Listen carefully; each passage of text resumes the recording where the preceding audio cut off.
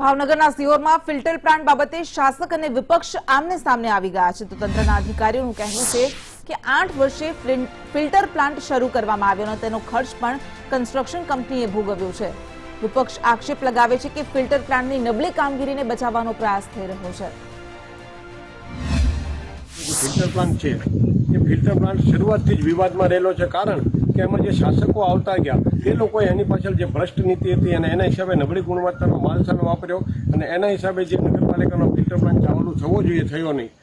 જે ફિલ્ટર પ્લાન્ટમાં જે ટેબ્લેટ દ્વારા જે પાણીને દ્રાવણ થવું જોઈએ અને દવા મળવી જોઈએ એના બદલે ઉપર 2 ટાંકા પોતાની રીતે ચડાવી દીધા છે। આ વધારાનો ખર્ચ નગરપાલિકા ઉપર કર્યો અને સીધું દ્રાવણ છે ફિલ્ટર પ્લાન્ટમાં જાય છે અને આપ પણ જોઈ શકો છો કે ફિલ્ટર પ્લાન્ટમાં ખરેખર ફિલ્ટર પાણી થતું હોય એવું દેખાતું નથી। કે ગત 10 વર્ષની અંદર ત્યારે જે તે સમયે આ શહેરને એક મોટું નુકસાન કરવાની જે તે વખતની બોડીની જે અપકૃત્ય હતું એ અપકૃત્ય બાબતે વિપક્ષે તે દિવસે પણ લડવાની ખરેખર જરૂર હતી અને એ સાચા હતા। અને સાથે સાથે મારે એ કહેવાનું છે કે આ ફિલ્ટર પ્લાન છે એ શરૂઆતથી લઈ અને આખરી સુધી એક બહુ મોટા વિવાદના વમળમાં ફસાયેલો છે કે આ પૂંજા કન્સ્ટ્રક્શન નામની ભ્રષ્ટાચારી એજન્સી જે છે એના ઉપર તાબડતોબ તાત્કાલિક પગલાં લ્યો અને એ એજન્સી